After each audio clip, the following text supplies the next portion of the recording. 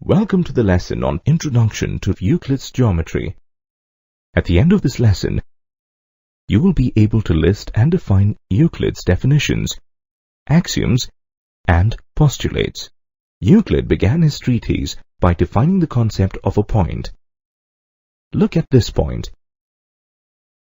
Can we see this point on the screen? Actually not. Let's magnify it so that we will be able to see the point. Oh yes, now we can see the point.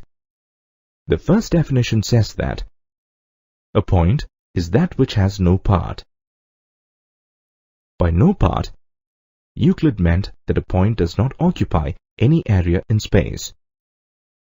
In other words, we can say that a point does not have any dimensions. The second definition is about the concept of a line. A line is a breadthless length.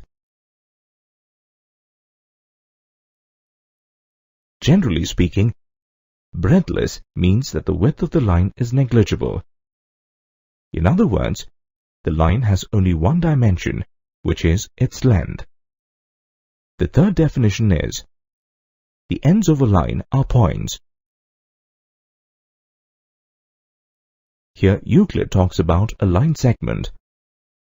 A line segment has two ends, which in turn are points. The fourth definition says that a straight line is a line which lies evenly with the points on itself. Let's try to understand what this means. Although accurate interpretation is not possible, it can be imagined that a straight line is formed by a collection of points which lies evenly along the straight line. The fifth definition states that a surface is that which has length and breadth only. It's clear that the length and breadth account for two dimensions similar to the x and y axis. The sixth definition states that the edges of a surface are lines. This is an extension of the third definition, which says that the ends of a line are points. The following example will help us understand the sixth definition better. Let's consider a circular metal disc which has a negligible thickness. This disc resembles a circular surface. If we consider its edge, it resembles a circle. So far we have seen what Euclid said about points and lines. Now let's see what he says about a surface. The seventh definition states that a plane surface is a surface which lies evenly with the straight lines on itself. To understand this definition better, let us recall the idea of the fourth definition. A line lies evenly with the points on it. Similarly, we can understand that a plane surface is formed by evenly spaced lines which are very close to each other.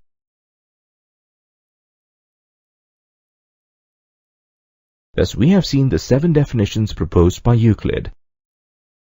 With these definitions, Euclid tried to describe the fundamental elements of geometry.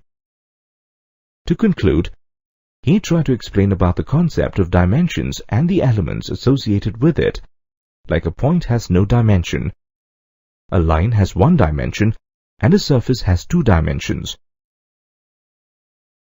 Now that we have understood the definitions, we come to the next level of Euclid's geometry, the postulates.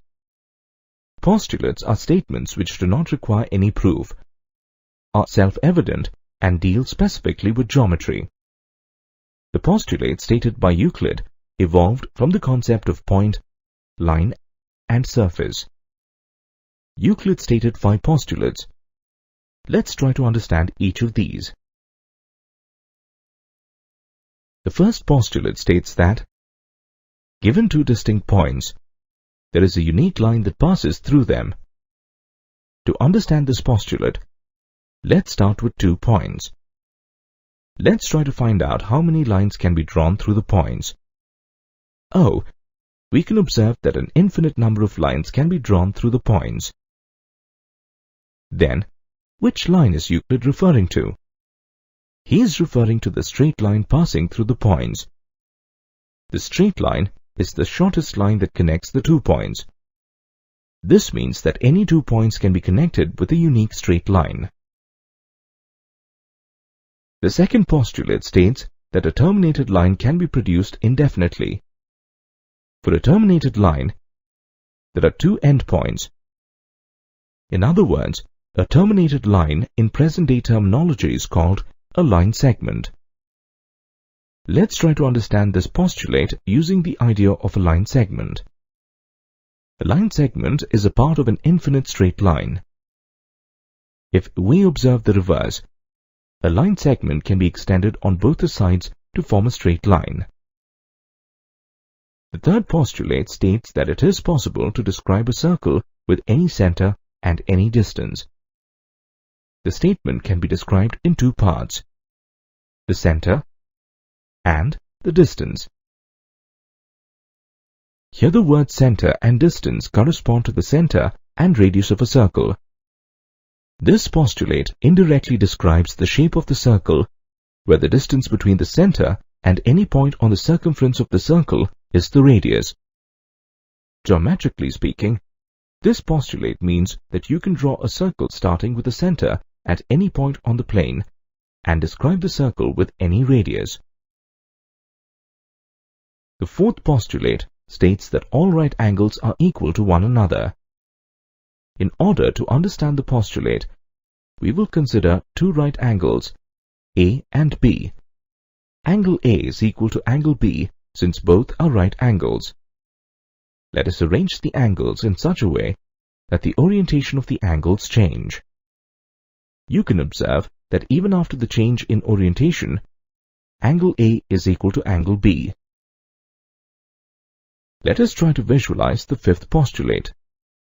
This postulate is also called the parallel postulate. Consider 2 parallel lines. You know that they will never meet or intersect. 2 lines that are not parallel will intersect at some point. Here, Euclid describes an important property that helps verify whether 2 lines are parallel or not. It is done with the help of a transversal line intersecting the lines. If the sum of the interior angle is less than 180 degrees, then the lines are not parallel to each other. To verify this, if we produce the lines further, these will intersect at one point and form a triangle. This is the reason why the sum of the interior angles of the lines is less than 180 degrees. Now, we will recap what we just discussed in Euclid's own words. If a straight line falling on 2 straight lines makes the interior angles on the same side of it taken together less than 2 right angles, then the 2 straight lines, if produced indefinitely, meet on the side on which the sum of the angles is less than 2 right angles.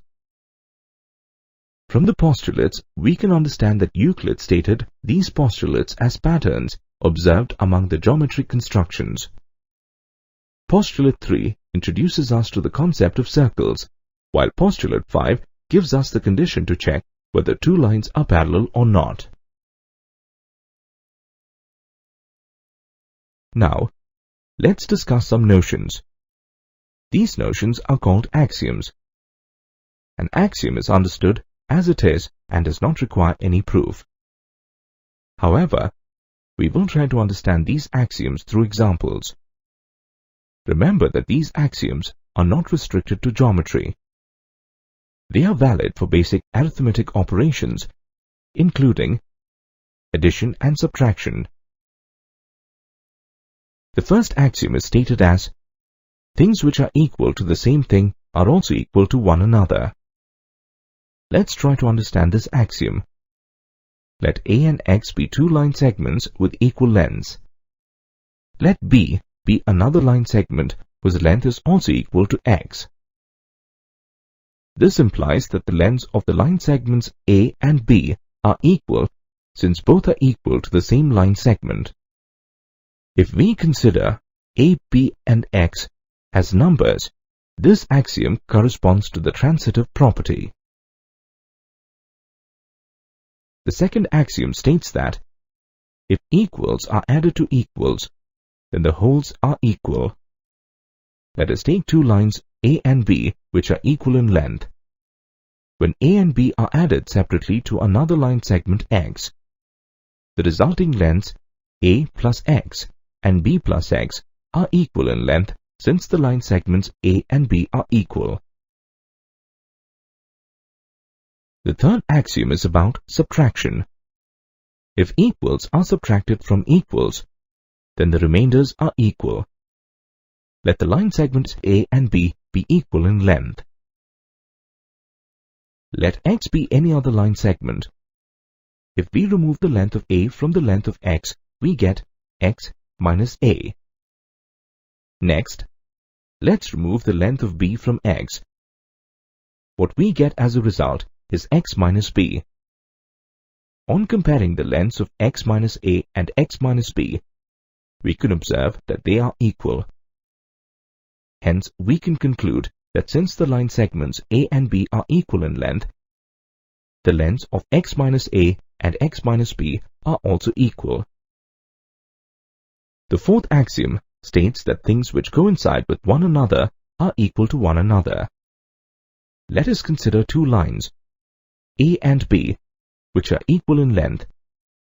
When they coincide, they form a new line which is equivalent to the length of line A or B.